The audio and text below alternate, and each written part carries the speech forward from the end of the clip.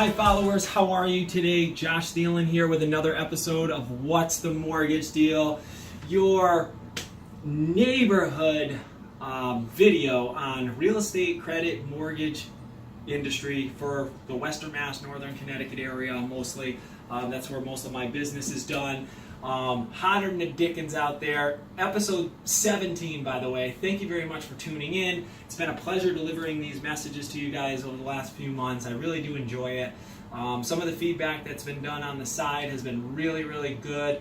I've gotten some great questions asked, and I'm hearing some decent feedback. So I'll keep doing the videos as long as I can keep coming up with ideas. Today's topic, debt to income ratios. Okay, everyone uses the term.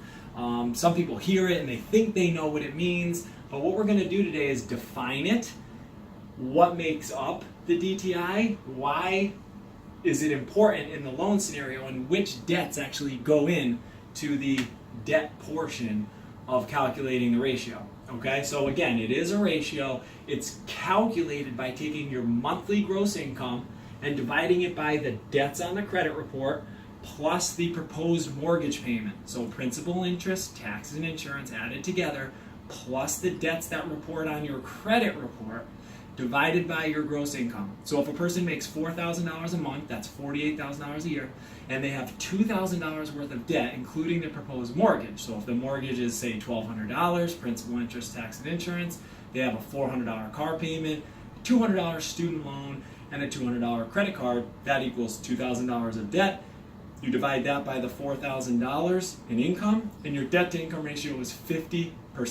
Okay? Now, what debts show up on your credit report? We've covered this in a previous video, but it makes sense to mention it really quickly now. Utilities, cell phone bills, don't show up on your credit. They're not part of your debt to income ratio. A lot of people think that utilities should be because they're a constant in your world. They're basically a part of everyone's home. If you're going to live in a home, you're going to have oil, or you're going to have some sort of heat, you're going to have electricity, you're going to have water bill. So those items are not used in the total debt to income ratio used to calculate or approve your loan. Okay, so pretty important. A lot of people think they are. A lot of people think your cell phone's included on there. It's not. It's only the debts that report on your credit report plus the mortgage payment, the proposed mortgage payment that you're trying to obtain in a refinance or a purchase. Okay? So that's what makes up your debt to income ratio. Gross income divided by the debts reporting on your credit plus the proposed mortgage. Okay? Why is the D.T.I so important? Everyone knows that to get a mortgage, you need credit, a job, typically for 2 years, unless you're in school for that job that you obtained and you're in less than 2 years. And you need some down payment funds typically, or closing cost funds. So 3 things. Outside of those 3 things, the debt to income ratio is really the most important factor in determining your eligibility as far as what you can afford based on your income and your debts. So that's really the first thing we look at. Down payment would be another big one. So do you have funds for down payment, and how much is that going to be? But as far as your approval goes and what you qualify for, debt to income ratio is really up there. That's why I'm covering it today. It's very important. Okay, so the guideline requirements for the 4 major programs are like this. FHA, very popular these days. Most loans, I'd say, over 50% are probably FHA. And the reason for that is because they allow for the highest debt to income ratio. Okay, so their guidelines are the least strict because the loan is backed by the FHA, which is really an insurance company. They're not a lender. They're an insurance company that if the investor has an issue and the loan goes into default, the FHA will gives a portion of that loan back to the investor. So the investor can go a little bit riskier because they know if something happens and there's a default, they are getting some of their money back. So hopefully that makes sense.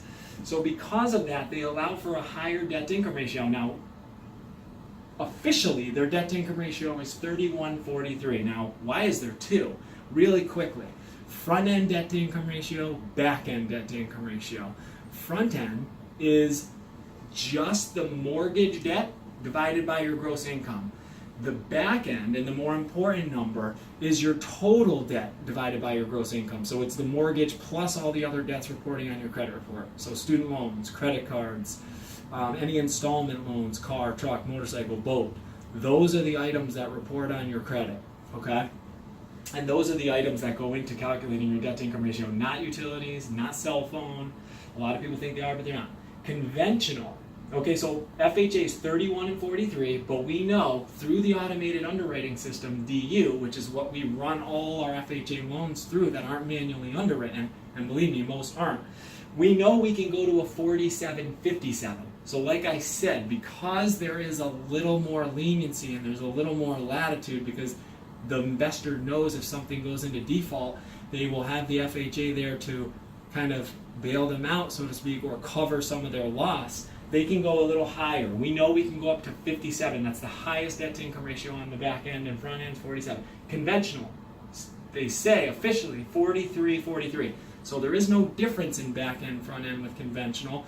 Conventional, again, is Fannie and Freddie loans. But we know through DU and LP for Freddie Loan Prospector is their automated underwriting system, we can go to 50% DTI.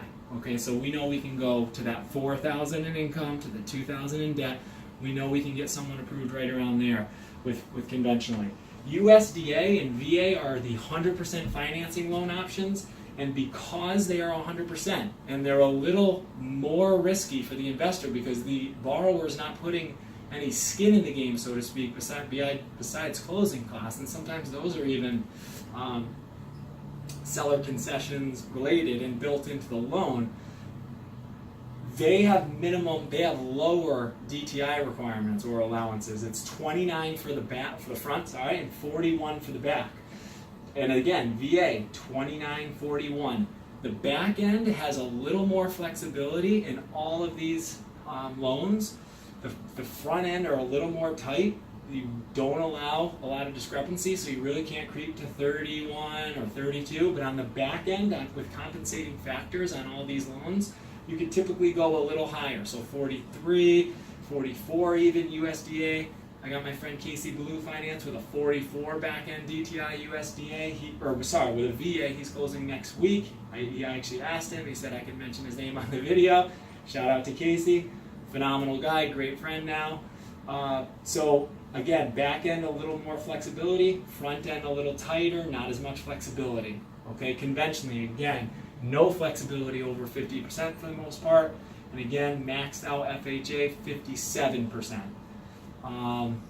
Again, any questions on these, feel free to reach out, of course.